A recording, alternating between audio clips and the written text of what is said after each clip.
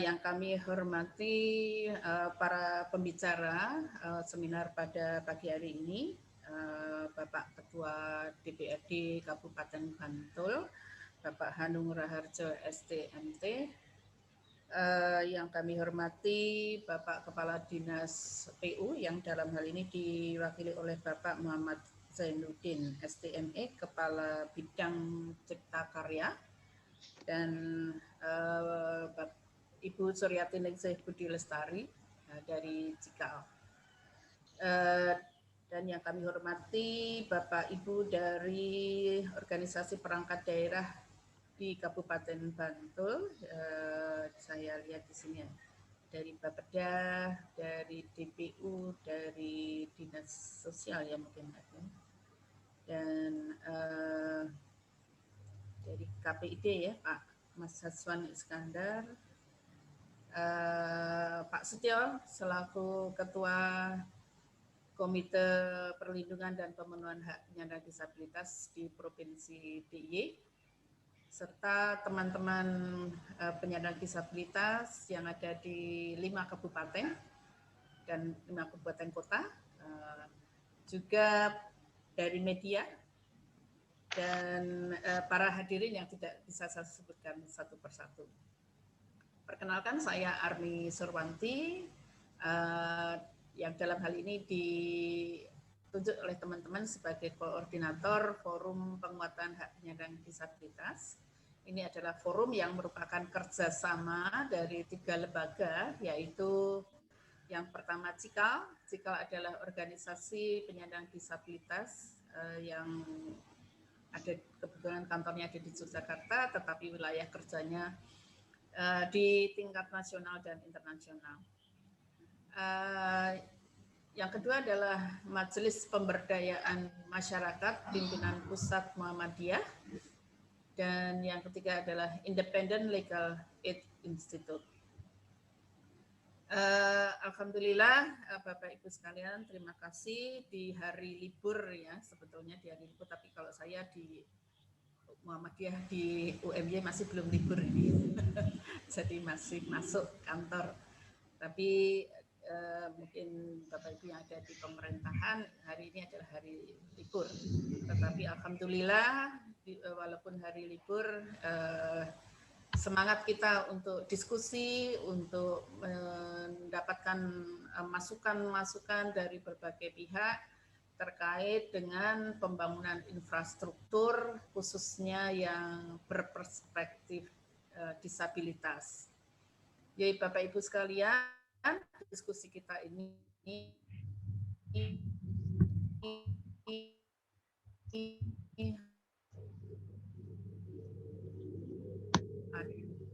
ada kaitannya dengan program pembangunan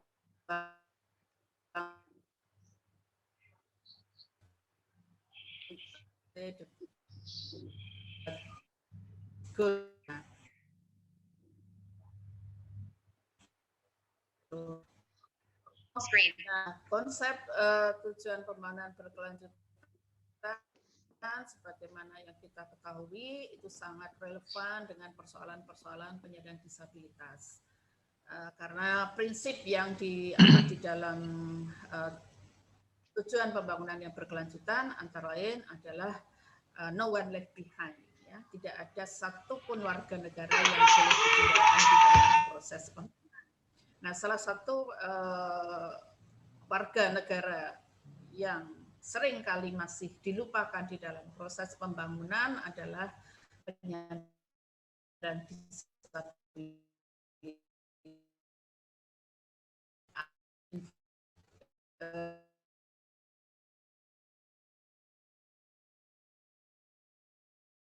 Karena fisik yang aksesibel, yang bisa digunakan oleh penyandang disabilitas, sehingga penyandang disabilitas bisa melakukan aktivitasnya, bisa bermobilitas dengan mudah tanpa hambatan. Ya. Kalau penyandang disabilitas itu bisa melakukan aktivitasnya, bisa bermobilitas dengan tanpa halangan, kami yakin bahwa penyandang disabilitas pun bisa berpartisipasi di dalam pembangunan di semua sektor ya, di bidang pendidikan, pekerjaan, sosial dan apapun ya. Nah, oleh karena itu diskusi pada pagi hari ini kita ingin melihat sejauh mana sih capaian-capaian pembangunan khususnya infrastruktur yang sudah berperspektif disabilitas khususnya di Bantul, tetapi juga lebih umumnya di Yogyakarta. Dengan harapan ini tentunya kalau ada best practice tentunya bisa juga menjadi contoh bagi daerah lain ya untuk bisa melakukan sebagaimana yang sudah ada di Yogyakarta. Tetapi kalau masih ada hal-hal yang dirasakan masih ada hambatan dan tantangan, mungkin dalam seminar ini bisa kita diskusikan bersama kira-kira hambatan tantangannya ada di mana dan bagaimana kira-kira solusi yang bisa kita lakukan untuk mengatasi berbagai persoalan tersebut. Dan tentunya hambatan-hambatan itu harapan kita bisa ada suatu rencana penyelesaian persoalan dengan time frame yang jelas ya, kapan itu bisa diselesaikan, bagaimana langkahnya. Nah, sehingga pada setiap tahunnya ada selalu ada one step ahead ya, ada satu tahapan yang lebih maju lagi. Sehingga Amin. Ke depan penyandang disabilitas semakin bisa berperan di dalam masyarakat dalam berbagai bidang. Baik, Bapak Ibu sekalian, saya kira saya tidak perlu berpanjang lebar karena waktu yang tersedia terbatas tanpa harus mengganggu liburan Bapak Ibu sekalian, tetapi tetap semangat kita untuk menjadikan Yogyakarta inklusif itu bisa tercapai, baik di tingkat kabupaten maupun di tingkat provinsi. Baik, terima kasih. Selamat pagi. Assalamualaikum warahmatullahi wabarakatuh. Waalaikumsalam warahmatullahi wabarakatuh. Terima kasih Bu Arni yang telah mewakili forum untuk menyampaikan sepatah dua kata tentang harapan dari acara ini. Untuk menghemat waktu, untuk selanjutnya keynote speech, pembicara pertama kita berikan kesempatan kepada Pak Hanung Raharjo, Ketua DPRD Kabupaten Bantul. Ya. Terima kasih. Dipersilakan Pak Hanung. Selamat siang. Assalamualaikum warahmatullahi wabarakatuh. Waalaikumsalam warahmatullahi wabarakatuh. Selamat siang, salam sejahtera bagi kita sekalian. Yang kami hormati segenap peserta seminar, yang kami hormati ya aku lagi latihan. Yang kami hormati seluruh rekan-rekan forum penyandang disabilitas dan organisasi penyandang disabilitas, kemudian yang kami hormati juga OPD terkait, kemudian dari Asosiasi Real Estate DIY maupun perusahaan pengembang yang kami hormati, dan seluruh peserta seminar yang pada hari ini hadir di dalam meeting Zoom pada hari ini. Syukur, mari kita panjatkan kehadirat Allah Subhanahu wa Ta'ala, Tuhan Yang Maha Esa, yang telah memberikan limpahan rahmat dan karunia-Nya sehingga kita bisa berkumpul bersama. Bapak Ibu yang kami hormati, terima kasih pada siang hari ini kami diberikan waktu dan kesempatan. Dalam hal ini kami bisa berbagi bagaimana kami selaku wakil masyarakat, wakil rakyat yang ada di Kabupaten Bantul, yang dimana peran serta kami dalam pemenuhan infrastruktur yang ramah difabel di Kabupaten Bantul. Kemudian apa saja yang telah kami lakukan dan apa saja yang menjadikan bahan kami, yang jelas adalah kunci utamanya adalah mewujudkan semua infrastruktur publik seperti jalan, bangunan, perkantoran yang ramah bagi penyandang disabilitas adalah komitmen dan tekad kuat kami. Kita bisa belajar dari Bung Karno, di mana yang selalu membangun optimisme, tekad kuat, mewujudkan apa yang diciptakan, termasuk dalam hal pembangunan meskipun semua ada kendala dan tantangannya. Jadi kita dalam hal ini juga mewujudkan apa yang menjadi cita-cita dari proklamator kita, pendiri bangsa kita, yang mana jika kita memiliki keinginan yang kuat dari hati kita, maka seluruh alam semesta akan bahu-membahu mewujudkannya. Jadi aspek ini sendiri adalah bagaimana kita bisa bersama-sama bergotong royong, baik bergotong royong secara pemikiran, bergotong royong beserta kebijakan-kebijakan yang nantinya diimplementasi, kita juga harus bergotong royong dalam mewujudkannya. Kemudian peran kami, apa peran menjadi peran DPRD dalam mewujudkan infrastruktur publik yang ramah difabel di Kabupaten Bantul. Kami sudah melakukannya, insya Allah untuk para kaum difabel. Dalam hal ini fungsi kami ada 3, yaitu legislasi, kemudian pengawasan maupun dari fungsi anggaran. Itu yang jelas adalah muara akhirnya adalah bagaimana infrastruktur publik yang inklusif, yang di mana di situ kami harus membuat kebijakan-kebijakan ataupun mendukung kebijakan yang pro disabilitas. Kita di tahun 2015 contohnya, kita bisa membuat ataupun Perda nomor 11 tahun 2015 tentang pemenuhan hak-hak disabilitas yang di dalamnya adalah pemenuhan hak aksesibilitasnya. Jadi membuat Perda ini pun kita juga di RPJMD 2021 dan 2024 di dalamnya juga ada program pembangunan infrastruktur. Sehingga kami ataupun pemerintah daerah punya payung ketika kami harus memenuhi hak-hak penyandang disabilitas ataupun kami punya kewajiban untuk melindungi, memenuhi hak-hak dari kaum disabilitas tersebut. Nah, ini kutipannya ada di mana di dalam pasal 47 pemerintah daerah dan masyarakat berkewajiban memfasilitasi pemenuhan aksesibilitas, penggunaan fasilitas umum bagi penyandang disabilitas. Jadi kita berusaha ketika di dalam fasum-fasum yang miliknya pemerintah daerah ataupun dari pengembang itu diwajibkan harus bisa memfasilitasi dari penyandang disabilitas. Contohnya misalnya di kami di DPRD sendiri itu ya tetap dibuatkan akses bagaimana biar kursi roda bisa masuk.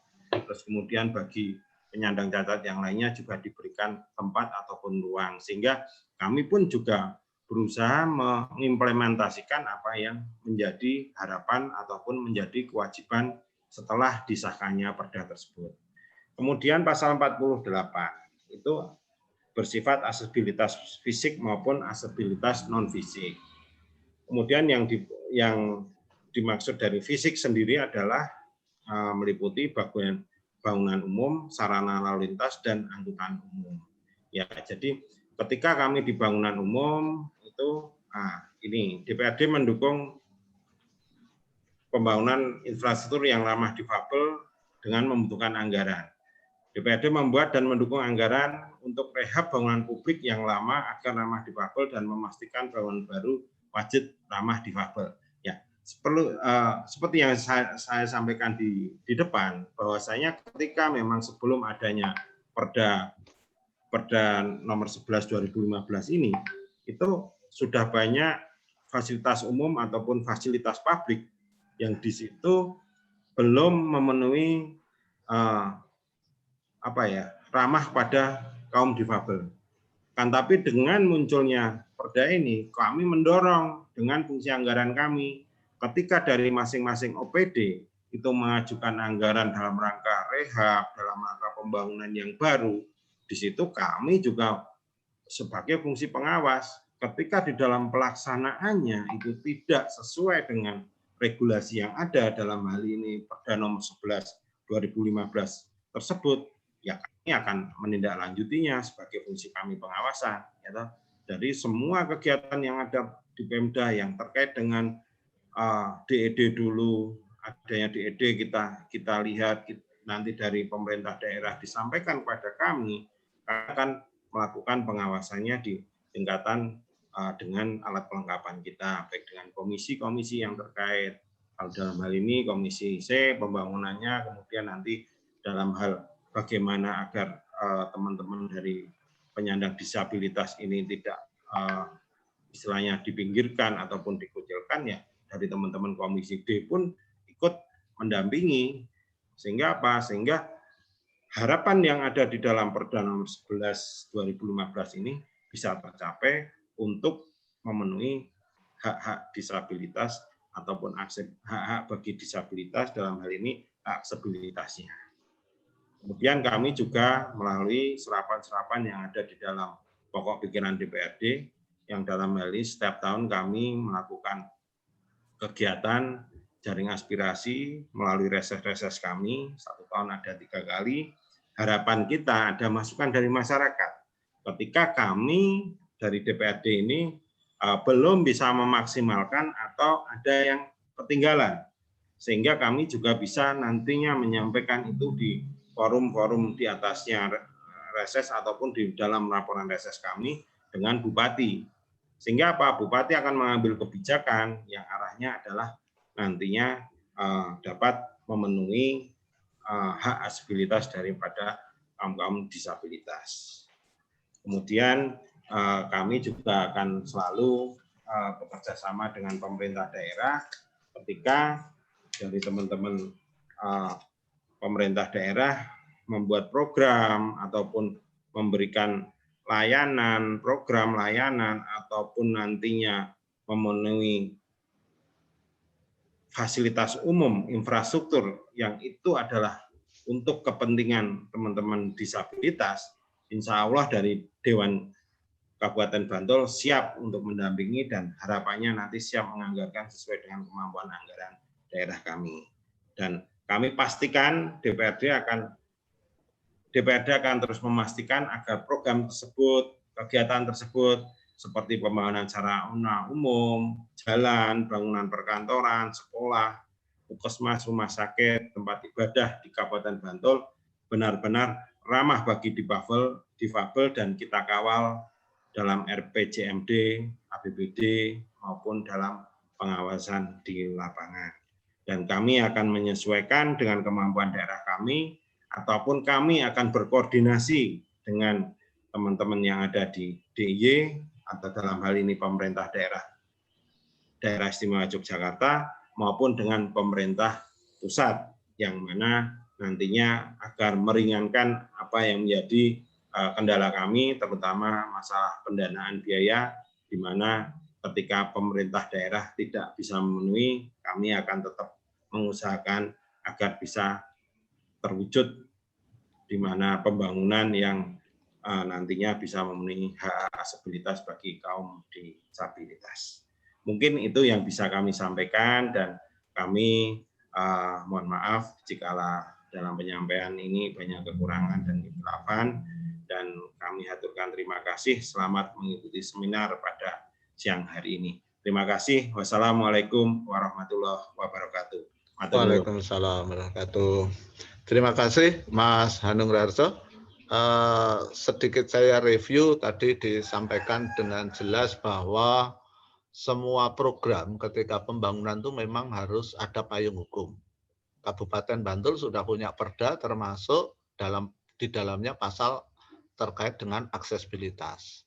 Yang kedua, komitmen DPRD nanti kebetulan ini barusan pilkada, sehingga akan menyusun RPJMD yang baru tahun 2021-2024. Nah, di dalam RPJMD, dalam pembangunan infrastruktur, entah yang sifatnya rehab maupun pembangunan baru, harus memiliki perspektif disabilitas. Saya kira ini menjadi komitmen dan harapan kita bersama, ya, semua aktivis yang selalu memperjuangkan bagaimana pembangunan harus akses untuk semua. Baik, terima kasih Pak Hanung. Semoga masih punya waktu untuk mengikuti acara sampai jam 11, Mas Hanung. Semoga. Baik, untuk selanjutnya kami persilahkan teman dari PU, ya, untuk menyampaikan dari perspektif eksekutif, mewakili Pak Wakil Bupati. Dipersilakan. Moga-moga 15 menit cukup. Monggo. Oke. Baik, Assalamualaikum warahmatullahi wabarakatuh. Waalaikumsalam warahmatullahi wabarakatuh.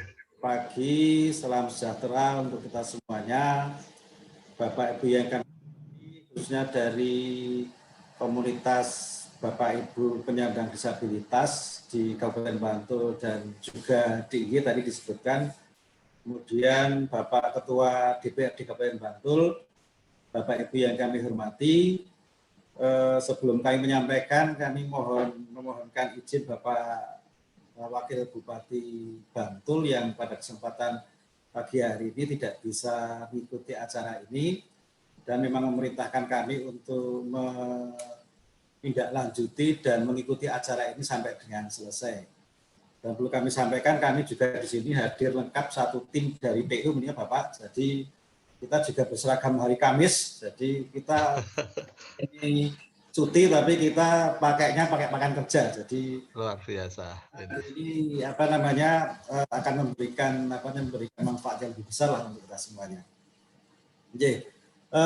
Saya hanya menyampaikan sedikit Bapak Ibu sekalian. Jadi memang tadi sebagian besar sebenarnya materi terkait masalah hak disabilitas segala macam tadi sudah disampaikan oleh Pak Hanung. Jadi kalau misalnya boleh kami sedikit menyampaikan materi, itu memang kita keseluruhannya di Kabupaten Bantul ini kita bekerja kan memang berdasarkan atas dari visi dan misi Bupati.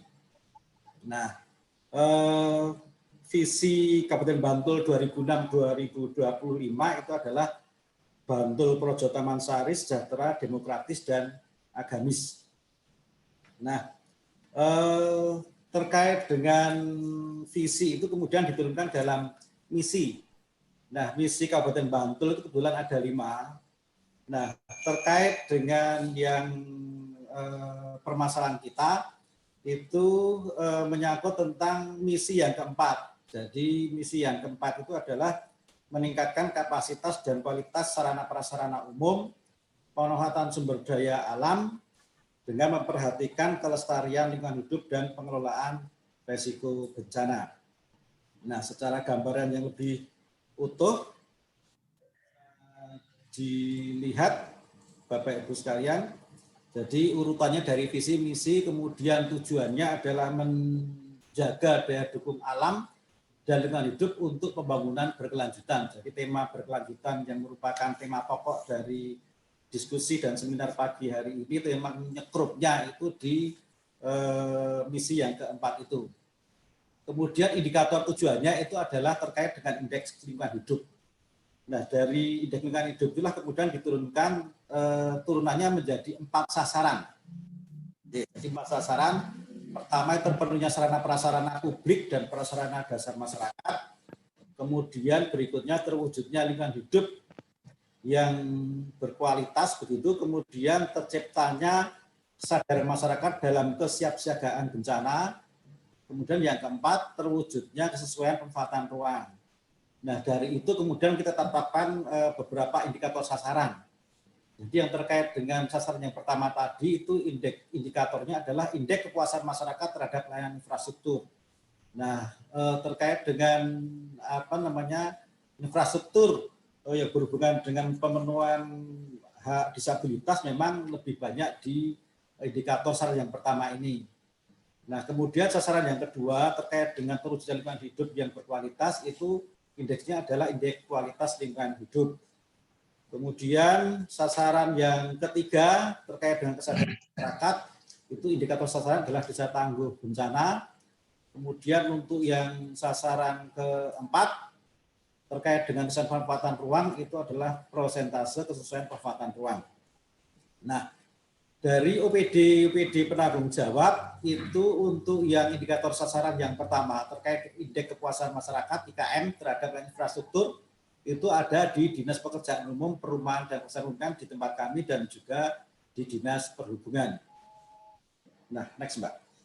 Berikutnya Bapak Ibu sekalian terkait pada penekanan 5 tahun ketiga ini, penekanan pembangunan pada 5 tahun terkait dengan perubahan RPJMD yang sudah ditetapkan di tahun 2016, jadi 2016-2021. itu adalah yang terkait dengan tahap yang ketiga, itu meningkatkan aksesibilitas dan mobilitas faktor-faktor.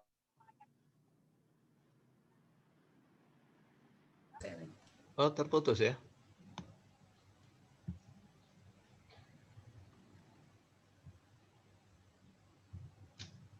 Saya kelihatannya terputus. Semoga bisa nyambung lagi.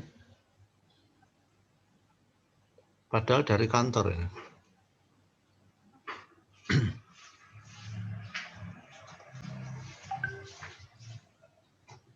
Baik, Bapak Ibu, sambil nunggu dari Dinas PU yang tadi pasukannya cukup lengkap, saya mengapresiasi.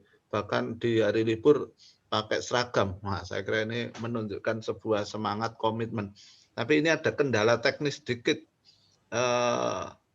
Kelihatannya terputus.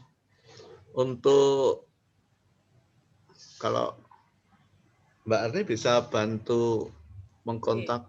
Ini saya kontak lewat. Langsung di telepon aja. Atau begitu Mbak Nuning dulu?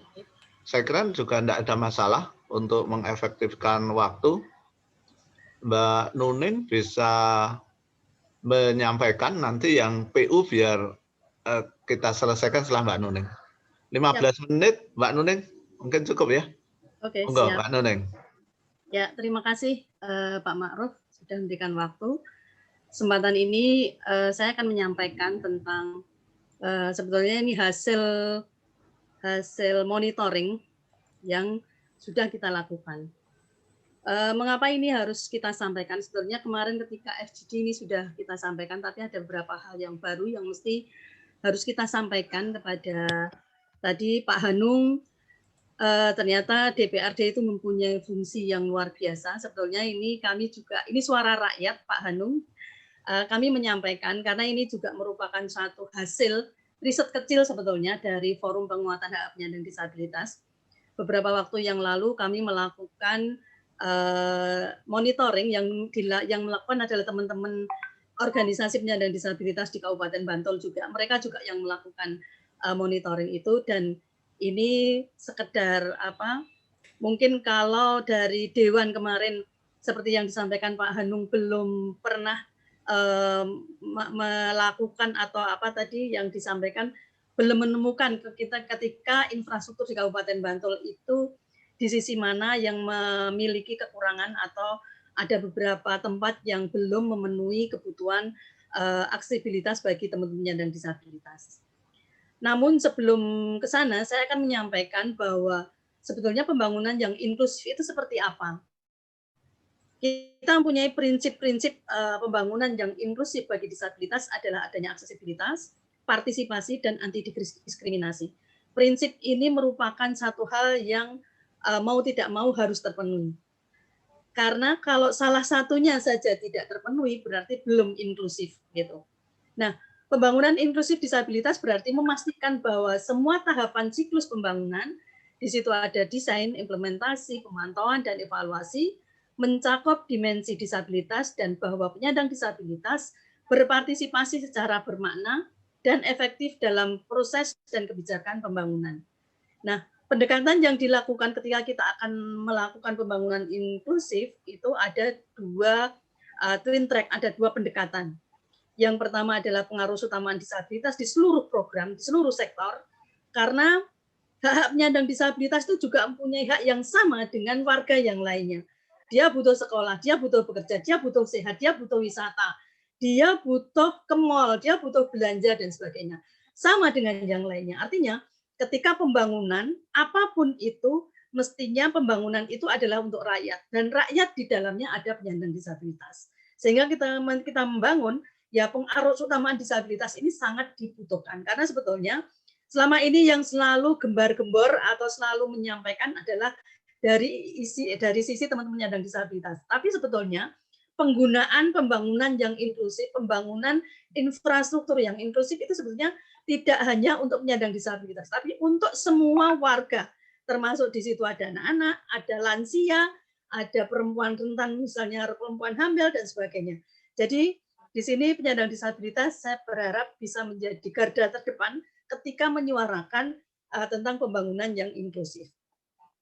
Kemudian yang kedua, kegiatan yang mentargetkan atau melibatkan langsung penyandang disabilitas atau kelompok rentan yang lainnya untuk berpartisipasi dan mendapat manfaat program berdasarkan kesamaan hak. Nah, mengapa ini saya sampaikan? Ini adalah digunakan untuk melakukan perubahan paradigma atas penyandang disabilitas. Beberapa waktu yang lalu dengan adanya regulasi-regulasi yang masih belum sepenuhnya memberikan pemenuhan, di mana disabilitas sebagai masalah individu. Jadi seolah-olah kalau misalnya memandang penyandang disabilitas hanya butuh bantuan, charity base. Kemudian selama ini pemenuhan hak yang ada dinilai sebagai sebatas masalah sosial. Kemudian selama ini juga penyandang disabilitas sebagai objek. Nah, dalam hal ini ketika regulasi-regulasi kita belum mengatasnamakan kesamaan hak, akhirnya diskriminasi, marginalisasi, dan stigma ada di situ. Setelah adanya ratifikasi UNCRPD atau yang sudah diundangkan menjadi Undang-Undang Nomor 19 Tahun 2011, kemudian adanya Perpres Nomor 75 Tahun 2015 tentang RANHAM, Rencana Aksi Nasional Hak Asasi Manusia. Di situ juga banyak isu-isu disabilitas sudah masuk di situ. Artinya kesetaraan hak sudah masuk di sana. Kemudian adanya harmonisasi undang-undang lama, undang-undang tentang penyandang disabilitas, yaitu Undang-Undang Nomor 8 Tahun 2016, yang kemudian adanya Perpres Nomor 59 Tahun 2011 tentang SDGs dan peraturan daerah, belum saya tuliskan di sini. Peraturan daerah tingkat DIY, tingkat kabupaten kota juga sudah ada semua, termasuk Kabupaten Bantul. Di antara kabupaten di DIY kemarin pengesahannya mendahului. Jadi paling awal di antara kabupaten yang lain. Nah, kemudian setelah adanya regulasi-regulasi itu, sangat kami harapkan, dan ini juga harus diterapkan, bahwa disabilitas harus inklusif di semua aspek pembangunan. Artinya semangatnya human rights based, adanya kesetaraan hak. Kemudian jaminan penghormatan, perlindungan, dan pemenuhan hak asasi manusia. Akhirnya penyandang disabilitas di sini menjadi subjek. Nah, oleh karena itu, dengan kondisi yang seperti ini, isu multisektoral untuk mewujudkan pembangunan yang lebih inklusif dari kebijakan-kebijakan sebelumnya. Kemudian, beberapa waktu yang lalu sebetulnya saya berharap hari ini ada Pak Wakil Bupati yang beberapa waktu yang lalu sudah mencanangkan sebetulnya pada Minggu 13 September tahun 2020, Pak Wakil Bupati waktu itu dan sekarang menjadi Bupati, saya sangat berharap pada Pak Bupati terpilih yang beberapa waktu yang lalu menyampaikan infrastruktur di kawasan pedesaan menjadi suatu berita di situ bahwa ketersediaan infrastruktur merupakan faktor kunci dalam rangka menstimulasi pertumbuhan ekonomi baik dalam jangka pendek melalui penciptaan lapangan pekerjaan sektor konstruksi serta jangka menengah dan jangka panjang dalam mendukung peningkatan efisiensi dan produktivitas kegiatan usaha. Nah, kondisi ini sebetulnya bisa digunakan oleh semua warganya. Kalau infrastrukturnya itu sudah aksesibel untuk semua, saya yakin teman-teman yang disabilitas dalam menjalankan usahanya juga akan lebih. Ini sekedar saya sampaikan temuan-temuan gambar ini baru Bandung bisa memahami di sini. Ternyata sebetulnya Kabupaten Bantul itu juga sudah membuatkan infrastruktur yang akses bagi penyandang disabilitas. Tapi infrastruktur yang sudah dibuatkan ini ternyata belum dipahami secara penuh begitu. Salah satunya mungkin di gambar paling kiri sudah dibuatkan di situ aksesibilitas, tapi tiba-tiba di situ ada cuilan sehingga kursi roda saya nggak tahu ini di sebelah sini ini bisa nggak digunakan oleh pengguna kursi roda. Kemudian di situ juga ada papan petunjuk parkir dan sebagainya sehingga pengguna kursi roda tidak bisa lewat. Kemudian ini trotoar, Pak, ini di depan gedung DPRD ini trotoar di gedung DPR, depan gedung DPRD ini sudah dibuatkan ramp, tapi ternyata pengguna kursi roda tidak bisa melalui karena di situ ada pot-pot dan sebagainya. Ini kursi roda saya yang waktu itu saya mencoba untuk melewati, ternyata kursi roda saja sebetulnya sudah kecil, tapi ternyata juga tidak bisa melalui trotoar itu. Kemudian ini salah satu kantor di Komplek Manding, sudah dibuatkan ramp di situ, tapi ternyata ada pot-pot di situ, sehingga kursi roda tidak bisa melalui di situ. Kemudian di bawah ini juga begitu, sudah dibuatkan ramp, tapi tiba-tiba ada membentang kursi di depannya, sehingga pengguna kursi roda juga tidak bisa lewat. Nah, ini sebetulnya jalan untuk siapa? Gitu. Artinya sebetulnya sudah membuatkan, tapi belum dipahami secara penuh. Pak PU, Bapak dari Dinas PU, ini adalah salah satu ramp portable yang dibuat di kantor PU, yang tidak ada handrail dan sebagainya. Ini juga sangat mengkhawatirkan untuk bisa jatuh dan sebagainya. Dan ini juga belum standar sesuai dengan ketika pengguna kursi roda bisa melalui sendiri jika harus dibantu. Ini salah satu teman di Kecamatan Kasian juga sudah ada, di situ sudah dibuatkan ramp dan juga dibuatkan handrail juga di situ. Artinya di Kabupaten Bantul sebetulnya sudah memulai tentang pembangunan infrastruktur yang akses bagi penyandang disabilitas. Tapi pembangunan itu belum dipenuhi atau belum dimaknai secara penuh. Artinya masih parsial. Udah dibuatkan aja, tapi ternyata penggunaannya juga tidak dimaksimalkan. Nah, kemudian tingkat kepuasan dari riset kecil kami, tingkat kepuasan terhadap pembangunan program pembangunan infrastruktur yang ada di Kabupaten Bantul, kemarin ada beberapa yang kita lakukan, kita monitoring, yaitu ada di Bapeda, kemudian PU, Mitra PU, organisasi masyarakat sipil, dan penyandang disabilitas yang memberikan kontribusi untuk memberikan penilaian terhadap pembangunan infrastruktur di Kabupaten Bantul. Nah, di sini memang gedung Bapeda sudah lumayan bagus, sudah dibuatkan ramp, sudah ada toilet yang aksesibel, dan sebagainya. Nah, di sini kemarin PU tidak mengisi monitoring kami, tapi ada catatan-catatan dari PU memang bangunan-bangunan di Kabupaten Bantul di situ menyatakan belum akses bagi penyandang disabilitas. Kemudian Mitra PU, mereka menilai tinggi karena sebetulnya mereka menilai apa yang dia kerjakan, apa yang dia minta oleh pemerintah gitu. Jadi mereka menilai sendiri karena dia membangun sendiri dan kemudian nilainya besar, tinggi, walaupun itu belum sesuai dengan aksesibilitas bagi penyandang disabilitas. Kemudian organisasi masyarakat sipil di situ kemarin juga ada beberapa, kami juga mengajak Forpi, kemudian mengajak teman-teman kontraktor yang lain yang juga membantu untuk menyampaikan penilaiannya. Dan paling akhir yaitu teman-teman penyandang disabilitas sendiri juga masih menilai rendah karena aksesibilitas yang sudah dibangun oleh pemerintah Kabupaten Bantul sudah dibuat tapi belum sepenuhnya akses bagi penyandang disabilitas. Ini tadi sudah disampaikan oleh Pak Anung bahwa di Perda Kabupaten Bantul nomor 11 tahun 2015 itu sebelumnya sudah jelas bahwa tentang aksesibilitas harus disediakan di Kabupaten Bantul. Artinya ini satu hal yang mesti menjadi rujukan ketika pembangunan di Kabupaten Bantul. Kita sudah memiliki rujukan bagaimana pembangunan yang harus dibangun oleh pemerintah Kabupaten Bantul. Kemudian di samping itu sebetulnya kita juga sudah memiliki peraturan pemerintah Republik Indonesia nomor 70 tahun 2019 tentang perencanaan, penyelenggaraan, dan evaluasi terhadap penghormatan, perlindungan, dan pemenuhan hak penyandang disabilitas. Di samping regulasi-regulasi yang di atas yang sudah saya sampaikan, ini juga menjadi salah satu rujukan ketika pembangunan inklusif itu akan dilakukan. Salah satunya, saya memberikan salah satu contoh saja, ada beberapa yang lain, saya hanya memberikan salah satu contoh saja, misalnya tentang penyediaan lingkungan tanpa hambatan bagi penyandang disabilitas. Kemudian kebijakan yang pertama, peningkatan pelayanan dan fasilitas publik yang mudah diakses bagi penyandang disabilitas.